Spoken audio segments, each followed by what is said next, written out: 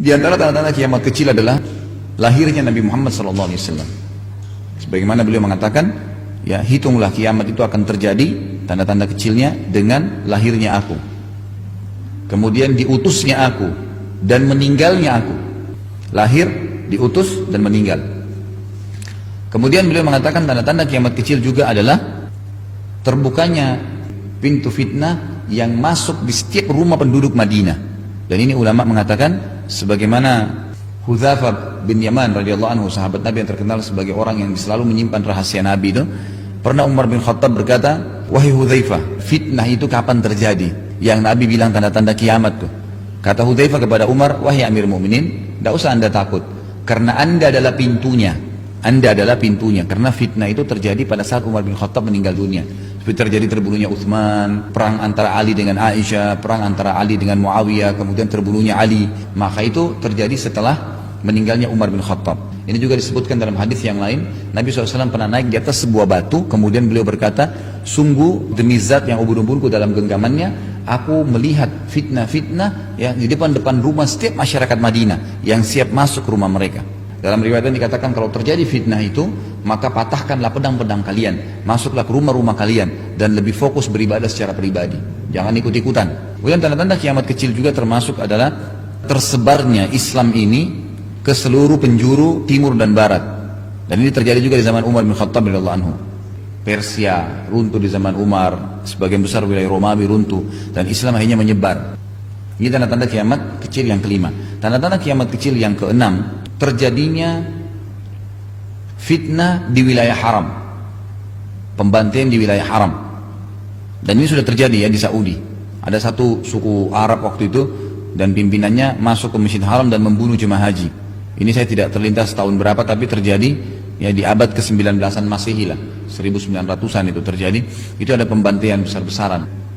Kemudian termasuk tanda-tanda kiamat kecil itu adalah tersebarnya zina. Sampai-sampai kata Nabi SAW, seseorang di antara mereka yang paling baik di zaman itu pada saat zina tersebar itu, dia bilang dia melihat orang lagi bercumbuan, dia cuma mengatakan, "Kalau seandainya kau buat di belakang tembok itu maksimal yang dia bisa lakukan." Dia nggak bisa berhentiin zina itu.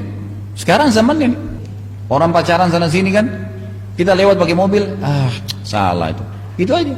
Nggak ada yang berhenti ingatin, laporin misalnya, nggak. Seperti orang mau ngurus dirinya sendiri. Tersebarnya zina dan dianggap satu hal yang biasa. Dan di sini sebagian ulama hadis mengatakan termasuk penyebab-penyebabnya zina itu. Seperti tempat perzinahan dipasang lampu, dapat izin. Siapa saja bisa mampir, laki-laki kan? Setiap saat bisa mampir. Pakai mobil, mampir, resmi. Pakai lampu, datang, bayar. Zina 1 jam, 2 jam keluar. Tersebar zina. Sementara zina ini berbahaya sekali, dosa besar. Itu terlepas daripada zina yang terselubung, yang terang-terangannya sudah terjadi. Orang jalan sama pacarnya pergi ke luar negeri, tahu, keluarganya tahu. Ya, ada orang tua bahkan tahu kalau anaknya sama pacarnya lagi di rumahnya berzina, dibiarin. Karena alasannya dia kesannya dia dulu juga berzina dengan pasangan hidupnya, toh hidupnya sekarang juga berjalan, padahal dia lupa dengan perzinahan. Pertama, dosa besar. Yang kedua, kalau anak perempuan itu hamil, maka anak yang lahir nanti tidak ada nasab sama laki-laki ini dan tidak ada hukum waris di antara mereka. Ini jelas. Yang ketujuh, itu tersebarnya minuman keras. Sampai-sampai minuman keras itu diberikan nama selain namanya. Nah, seperti sekarang kan macam-macam ya. Ada bir, tapi sudah diangkat alkoholnya. Alasan. Alhamdulillah orang beriman masih ada susu, masih ada madu, ngapain? Walaupun diganti namanya. Jadi khamar itu semua yang membuat akal manusia keluar dari normalnya, maka masuk narkotika di dalamnya. Jadi bukan harus cairan, tapi bisa bubuk. Kemudian yang ke-9 adalah menyerupahinya laki-laki perempuan dan perempuan menyerupai laki-laki. Jadi perempuan pakaiannya seperti laki-laki, penampilannya, cara ngomongnya, gunting rambutnya. Sebaliknya, ya, laki-laki seperti perempuan, banyak banci. Jadi memang sudah banyak sekali. Kemudian yang ke-10, tersebarnya pemimpin-pemimpin yang zalim, sehingga banyak terjadi pembunuhan, pembantaian, gitu kan. Yang ke-11, Al-Quran hanya dijadikan sebagai simbol, bukan lagi rujukan. Kemudian yang ke-12, dikuasainya kaum muslimin oleh orang-orang kafir sampai mereka kehilangan wibawahnya. Jadi seperti hadis Nabi bunyinya, akan datang satu waktu nanti di mana seluruh orang-orang kafir akan mengeroyoki kalian. Sebagaimana al-akala ini bisa berarti serangga, mungkin ulat yang manggil-manggil temannya untuk ngeroyokin makanan. Ada makna yang lain, al-akala ini artinya adalah orang yang mengundang orang lain untuk makan, lalu dia bilang, ayo makan yuk di sini, nampaknya dikeroyokin. Seperti itu. Lalu kata para sahabat, ya Rasulullah, kami waktu itu sedikit jumlahnya sampai kami dikeroyokin. Kata Nabi, enggak, jumlah kalian banyak, bahkan berlipat ganda, tapi kalian seperti buih di lautan. Masih berhubungan dengan pertanyaan sahabat tadi.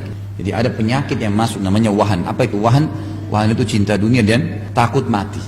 Jadi kalau orang muslim terus ngekor sama orang kafir, terus khawatir dunia, terus menjadikan mereka idola, udah hilang tuh. Ikut sama mereka takut mati. Kalau ke dokter sakit, aduh nanti bagaimana? Orang mukmin tidak ada urusan. Mau sakit keras, mau sakit apapun tidak ada masalah. Karena begitu dia mati habis tuh semua. Tidak ada urusannya. Dalam riwayatnya dikatakan kalian cinta dunia dan benci atau takut dengan jihad. Jadi ada riwayat mengatakan mati dan ada riwayat mengatakan jihad. Jadi tidak lagi orang Islam yang mau mengangkat simbol jihad, tidak lagi membela agama Allah. Nah ini termasuk tanda-tanda kiamat. Nah ada tanda-tanda yang lain tentunya, tersebarnya maksiat secara umum ya, pelanggaran-pelanggaran agama, kemudian sedikitnya orang yang beribadah. Itu yang ke-13, yang ke-14 itu nanti akan ada generasi buraba. Ya, generasi orang-orang yang beriman dianggap asing, dianggap aneh. Puncaknya nanti sebelum tanda-tanda kiamat besar yang belum terjadi itu namanya malhamah kubra antara muslim dengan orang-orang Nasrani. Kata Nabi SAW, dengarkan hadisnya, nanti akan terjadi peperangan antara kalian dengan Bani Ahmar. Bani Ahmar ini orang Nasrani, orang-orang Romawi. Zaman Nabi itu dikatakan Bani Ahmar, orang-orang Nasrani, khusus Nasrani saja.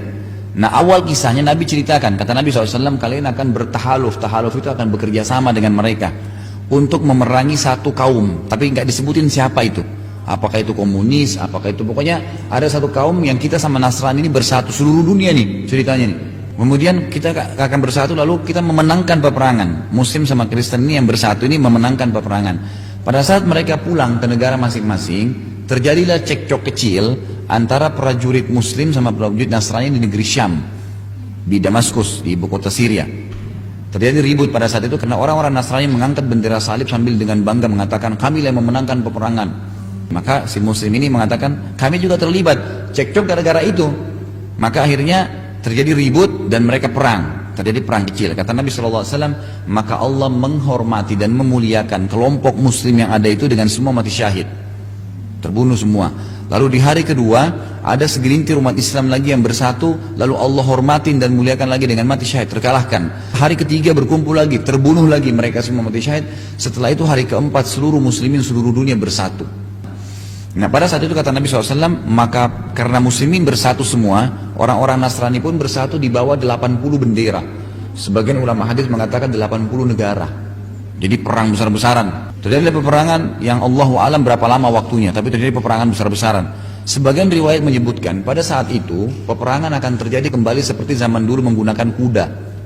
Ada sebagian ulama yang mengatakan kemungkinan karena besarnya peperangan, jadi mungkin semua yang merupakan sumber daya listrik ini habis. Jadi orang tidak lagi pakai mobil, nggak ada pakai pesawat, nggak ada bensin.